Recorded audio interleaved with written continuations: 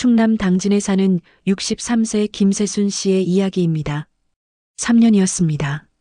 시아버지 권태산의 병수발을 들었던 시간이 병원에 모시고 가고 죽을 쓰고 기저귀를 갈아드리고 밤새 뒤척이시는 소리에 잠 못 이루던 날들이 그렇게 애를 쓰던 시아버지가 어제 숨을 거두셨습니다.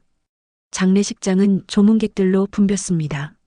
세수는 상주석 옆에 앉아 고개를 숙인 채 손님들을 맞았습니다. 형님 동일 내외는 정장을 차려입고 의젓하게 조문객들을 응대했습니다. 아이고, 장남 내외분이 참 의젓하시네요. 그러게 말입니다. 교수님 내외시라더군요. 세순의 귀에 조문객들의 수군거림이 들렸습니다. 3일장을 치르고 난 뒤 가족들만 남았습니다. 형님 동일이 유언장을 꺼냈습니다. 아버지께서 남기신 유언이야. 세수는 가슴이 두근거렸습니다. 어머니가 돌아가실 때까지는 모든 재산이 어머니 것이다. 자식들은 손대지 마라.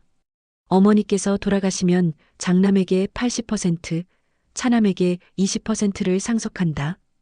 이 일을 제기하지 마라. 우리 집안에 재산 소송도 없다. 시대가 바뀌어도 장남이 재산을 받아 집안을 이끄는 게 마땅하다. 세순의 귀에 윙마이너스 하는 소리가 울렸습니다. 형님 동일은 고개를 끄덕였습니다. 형수 중금은 아무렇지도 않은 표정이었습니다. 시어머니는 기운 없이 의자에 앉아만 계셨습니다. 80%와 20%. 세순의 머릿속에서 그 숫자만 맴돌았습니다. 35년이었어. 35년을 모셨는데. 세순은 입술을 깨물었습니다. 눈물이 날 것 같았지만 꾹 참았습니다. 동서 힘들었지? 형수 중금이 세순의 어깨를 툭 쳤습니다. 반말이었습니다. 지난 35년 동안 제사와 명절을 포함해 모든 집안 대소사는 세순의 몫이었습니다. 아니에요, 형님. 당연한 일인걸요. 세순이 억지로 웃으며 대답했습니다. 그날 밤 집으로 돌아온 세순은 남편 동길과 마주 앉았습니다. 여보. 세순의 목소리가 떨렸습니다. 20%래. 동길이 아내의 손을 꼭 잡았습니다. 알아. 나도 들었어. 3년 동안 기저귀 갈아드리고 밤새 간호하고 35년을 모시고 그게 다 20%야? 세순의 눈에서 눈물이 흘러내렸습니다. 당신 마음 알아. 동길이 아내를 껴안았습니다. 형님은 명절 때도 밥 시간 때 딱 맞춰 와서 밥만 딸랑 먹고 가잖아. 용돈 봉투 하나 놓고 가면 끝이고. 근데 우린. 세수는 더 이상 말을 잇지 못했습니다. 어릴 때부터 그랬어. 형은 대학 보내준다, 우리 장남은 대학 보낼 거다 말도 그렇게 하시고 난 고등학교만. 형은 서울에 집도 사주고 하루 이틀 일 아니야. 동길의 목소리에도 서운함이 묻어났습니다. 세수는 한참을 울었습니다. 장례가 끝나고 일주일이 지났습니다. 세수는 부엌에서 밥을 하고 있었습니다. 시어머니는 방에 누워만 계셨습니다. 남편을 잃은 슬픔에 기운이 없으셨습니다. 어머님, 진지 드세요. 세순이 상을 들고 방문을 열었습니다. 고맙다. 시어머니는 한 숟가락 드시다 말고 숟가락을 놓으셨습니다. 입맛이 없구나. 세수는 가슴이 아팠습니다. 미우나 고우나 35년을 함께 살았습니다. 혼자 되시고 기운이 없으신 게 딱했습니다. 저녁에 남편이 정비소에서 돌아왔습니다. 여보. 세순이 남편을 불렀습니다. 응? 형님한테 연락해줘. 무슨 일인데? 어머니 한 달만 모셔보라고 해줘. 동길은 아내를 바라봤습니다. 당신 마음 괜찮겠어? 괜찮지 않아. 근데 난 지금 너무 서운해. 그 20%라는 게 자꾸 생각나. 아버님도 야속하고 여태 아무것도 안 하고 자기 식구들끼리 단촐하고 편하게 산 형님네도 너무 얄미워. 세순의 목소리가 떨렸습니다. 그래. 당신 여태 애썼어. 형수님도 한 번쯤은 모셔봐야지. 동길은 아내의 손을 잡았습니다. 알았어. 내가 전화할게. 미안해, 여보. 내가 이기적인 것 같아서. 아니야. 당신이 얼마나 수고했는데. 나는 다 알아. 당신이 밤새 간호하느라 얼마나 힘들었는지, 명절 때마다 며칠 동안 부엌에서 얼마나 고생했는지, 내가 다 알지. 동길이 아내의 등을 토닥였습니다. 형님한테 전화할게. 한 달만 모셔보라고. 다음 날 저녁 동길이 형 동일에게 전화를 걸었습니다. 형, 나야. 응, 동길아. 무슨 일이야? 형, 형수랑 어머니 한 달만 모셔줄 수 있어? 전화 너머로 잠시 침묵이 흘렀습니다. 갑자기 왜? 어머니 편찮으신 거야? 아니야. 그냥 우리 집사람 아버지 병간호도 오래 했고 좀 쉬게 해주고 싶어. 어머니도 형 보고 싶어 하시고 아버지 돌아가신 이후로 기운도 없으셔. 어머니 형 좋아하시잖아. 동길아, 우리 집은 좁아서 형 집이 우리 집보다 넓어. 아, 그게. 동일이 말을 흐렸습니다. 그때 전화를 형수, 중금이 받았습니다. 도련님, 동서 좀 바꿔주세요. 네, 형님. 동서, 왜 갑자기 그래? 내가 동서한테 고맙게 생각하는 거 알잖아. 중금의 목소리에는 짜증이 섞여 있었습니다. 형님, 저 시집 와서 여태 평생 모셨어요. 35년도 모셨는데 한 달이 힘들어요? 아니, 동서. 이번 달은 내가 학회가 있어서 너무 바빠. 다음에. 형님. 새순이 전화기를 받았습니다. 저 3년 동안 아버님 병수발 들었어요. 형님은 그때도 계속 바쁘셨잖아요. 한 달만이라도 어머님 모셔보세요. 동서, 왜 이래? 우리가 바쁜 거 알면서. 저도 바빴어요, 형님. 새순의 목소리는 차분했지만 단호했습니다. 그 주말 동길이 시어머니를 모시고 서울로 향했습니다. 동길아, 내가 동일이네 가도 되는 거니? 차 안에서 시어머니가 물으셨습니다. 네, 어머니. 큰형님도 보고 싶으시잖아요. 그래. 큰아들 얼굴도 보고 싶긴 하지. 세수는 집 앞에서 남편과 시어머니를 배웅했습니다. 차가 멀어지는 것을 보며 세순의 눈에 눈물이 맺혔습니다. 잠자리 바뀌면 불편하실 텐데 밥은 제대로 드실까? 미안한 마음과 서운한 마음이 뒤섞여 가슴이 아팠습니다. 서울 고급 아파트 앞에 도착했습니다. 동길아? 형 동일이 놀란 표정으로 현관문을 열었습니다. 형님, 어머니 모시고 왔어. 아니, 갑자기. 중금이 뒤에서 나왔습니다. 얼굴이 굳어 있었습니다. 어머니, 큰애야 한 달만 신세 지러 왔다. 시어머니가 미안한 듯 말씀하셨습니다. 네, 어머니. 들어오세요. 중금은 어쩔 수 없이 시어머니를 모셨습니다. 동길은 차를 몰고 집으로 돌아왔습니다. 세수는 텅 빈 집에 홀로 앉아 있었습니다. 일주일이 지났습니다. 세수는 부엌에서 밥을 하고 있었습니다. 시금치를 무치다가 문득 손을 멈췄습니다. 어머니가 좋아하시는데 파를 썰다가도 된장찌개를 끓이다가도 자꾸 시어머니 생각이 났습니다. 한 달이라도 내 휴가라고 생각하자. 세수는 스스로를 다독였습니다. 한편 서울에서 중금은 죽을 맛이었습니다. 첫날부터 문제였습니다. 중금은 평소 아침에 빵과 커피로 간단히 먹었습니다. 점심은 학교 식당에서, 저녁은 배달 음식이나 외식으로 해결했습니다. 하지만 시어머니는 달랐습니다. 아침 먹어야지. 네, 어머니. 빵 드릴까요? 빵? 시어머니는 난처한 표정을 지으셨습니다. 중금은 급히 배달 앱을 열었습니다. 죽을 주문했습니다. 점심에는 냉동식품을 데워드렸습니다. 이게 뭐니? 냉동 갈비찜이에요, 어머니. 시어머니는 한 숟가락 드시다가 숟가락을 놓으셨습니다. 저녁에 중금이 직접 요리를 시도해봤습니다. 하지만 된장찌개는 짜고 나물은 설익고 밥은 질었습니다. 중금은 그제야 깨달았습니다. 자신이 자유분방하게 살 수 있었던 건 세순이 시어머니를 모시고 있었기 때문이라는 것을. 시어머니도 불편하긴 마찬가지였습니다. 큰아들을 보는 것은 좋았지만 모든 게 불편했습니다. 잠자리도 식사도 공기도. 애미야, 잘 있니? 밤마다 시어머니는 새순에게 전화했습니다. 네, 어머님. 잘 있어요. 밥은 잘 먹니? 네, 어머님은요? 나는 잘 먹고 있다. 하지만 목소리는 힘이 없었습니다. 새순도 알아챘습니다. 어머니가 편하지 않으신가 봐. 2주가 지났습니다. 서울에서 중금은 한계에 도달했습니다. 아침에 출근 준비를 하면서 시어머니 아침상을 차려야 했습니다.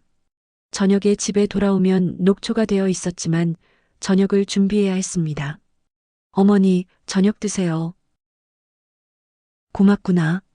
시어머니는 한 숟가락 드시다 말고 그냥 놓으셨습니다. 맛이 없으신가요? 아니야.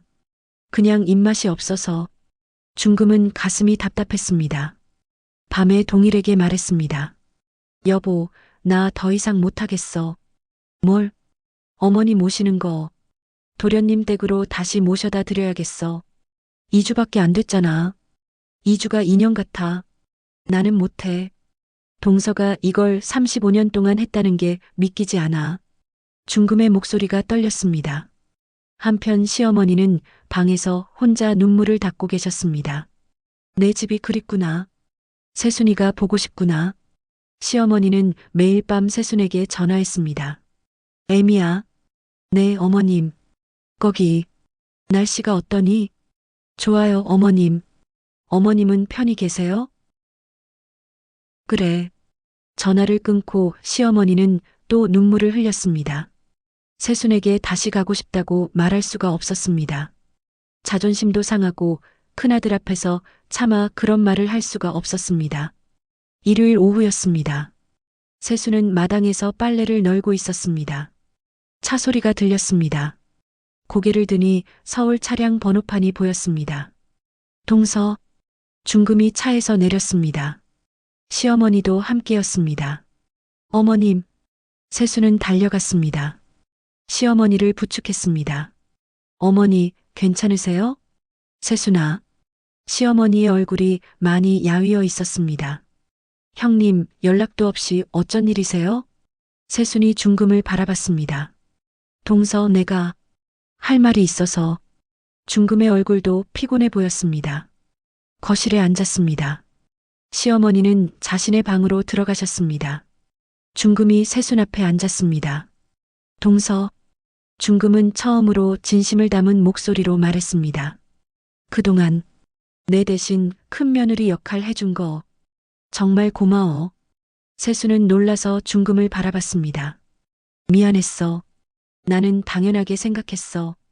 동서가 시부모님 모시는 게 당연한 줄만 알았어. 근데 2주 동안 모셔보니까 이게 얼마나 힘든 일인지 알겠더라. 중금의 눈에 눈물이 맺혔습니다. 어머니 아침 드리고 점심 챙기고 저녁 준비하고 밤에 불편하신 건 없으신지 확인하고 이걸 동서가 35년 동안 했다는 게 미안해, 동서. 중금이 봉투를 꺼냈습니다. 시부모님 집은 동서 부부가 가져. 그리고 나머지 재산은 반반씩 똑같이 나눌게. 80대 20이 아니라 50대 50으로. 차용증 여기 써왔어. 새순은 봉투를 받아들었습니다. 정말 차용증이 들어 있었습니다. 형님, 동서 받아줘. 이게 내가 할 수 있는 최소한이야. 중금의 얼굴에는 진심이 가득했습니다. 새순은 지쳐 보이는 중금의 얼굴을 바라봤습니다. 형님, 고맙습니다. 내가 더 고마워. 그리고 어머니 잘 부탁해. 나는 못하겠어. 정말 못하겠더라. 중금이 일어섰습니다. 형님, 저녁 드시고 가세요. 아니야. 나는 빨리 집에 가서 쉬고 싶어. 2주 동안 하루도 제대로 못 잤어. 중금은 쓸쓸하게 웃으며 현관문을 나섰습니다. 중금이 떠나고 집안이 조용해졌습니다. 새순은 부엌으로 갔습니다. 냉장고를 열었습니다. 시어머니가 좋아하시는 재료들을 꺼냈습니다. 된장찌개를 끓이고 시금치나물을 무치고 김치전을 부쳤습니다. 밥을 갓 지어 상을 차렸습니다. 어머님, 진지 드세요. 새순이 방문을 열었습니다. 시어머니는 침대에 앉아 창밖을 보고 계셨습니다. 어머니. 새순아. 시어머니가 돌아보셨습니다. 눈이 빨갛게 부어 있었습니다. 진지 차렸어요. 나오세요. 그래. 시어머니가 천천히 일어나 식탁으로 오셨습니다. 된장찌개, 시금치나물, 김치전, 갓 지은 밥. 시어머니는 숟가락을 들어 국물을 한 모금 마셨습니다. 그리고 눈을 감으셨습니다. 맛있구나. 시어머니의 목소리가 떨렸습니다. 많이 드세요, 어머니. 시어머니는 밥을 한 숟가락 드셨습니다. 시금치나물을 한 젓가락 드셨습니다. 그러다 갑자기 숟가락을 놓고 눈물을 흘리셨습니다. 어머니. 세순이 놀라 시어머니 옆에 앉았습니다. 왜 그러세요? 세순아. 미안하다. 무슨 말씀을. 그동안 내가 너무 몰랐구나. 당연하게 생각했어. 내가 날 모시는 게, 밥을 해주는 게 다 당연한 줄만 알았어. 시어머니는 계속 눈물을 흘리셨습니다. 2주 동안 큰애네 집에 있으면서 깨달았어. 여기가 내 집이구나. 내가 편한 곳은 여기구나. 세순이가 있는 이 집이 내 집이구나. 어머니. 애미야, 고맙다. 역시 우리 집 밥이 최고야. 시어머니는 다시 숟가락을 들어 밥을 드셨습니다. 이번에는 한 그릇을 다 비우셨습니다. 밥을 다 드시고 나서 시어머니가 말씀하셨습니다. 내 집이 최고고 내 둘째 며느리가 최고다. 세순의 눈에도 눈물이 맺혔습니다. 어머니, 이제 편히 쉬세요. 그래, 고맙다. 시어머니는 자신의 방으로 들어가셨습니다. 자신의 침대에 자신의 이불을 덮고 편안하게 잠드셨습니다. 세순은 부엌에서 설거지를 하며 울었습니다. 서운했던 마음이 조금씩 녹아내렸습니다. 그날 밤 세순과 동길은 부엌에서 마주 앉았습니다. 동길이 소주 한 병을 꺼냈습니다. 한잔할까? 그래. 두 사람은 소주잔을 부딪혔습니다. 수고했어. 동길이 말했습니다. 당신도 수고했어. 힘들었지? 응. 근데 이제 좀 후련해. 세순이 웃었습니다. 형수님이 차용증까지 써왔더라. 그래. 나도 놀랐어. 2주 만에 완전히 달라졌더라. 형수도 깨달은 거야.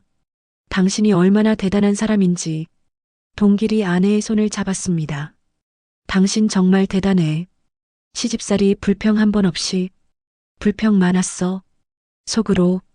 세순이 웃었습니다. 그래도 참았잖아. 그게 대단한 거야. 이제 좀 대접받고 사는 건가? 그럼. 당신 충분히 받을 자격 있어. 두 사람은 소주를 마시며 웃었습니다. 다음 날 아침이었습니다. 세순은 부엌에서 밥을 하고 있었습니다. 세순아. 뒤에서 시어머니의 목소리가 들렸습니다. 네, 어머니. 마늘 좀 까줄까? 세순은 돌아봤습니다. 시어머니가 늘 앉으시던 자리에 앉아 계셨습니다. 손에는 마늘 한 망이 들려 있었습니다. 네, 어머니. 감사합니다. 세순은 시어머니 옆에 큰 그릇을 놓아드렸습니다. 두 사람은 나란히 앉아 마늘을 까기 시작했습니다. 오늘 점심엔 뭐 해 먹을까? 된장찌개 어때요? 어머니 좋아하시잖아요. 그래, 좋지. 된장찌개에 고등어 구이도 하고. 네, 그럴게요. 두 사람은 수다를 떨며 마늘을 까고 팔을 다듬었습니다.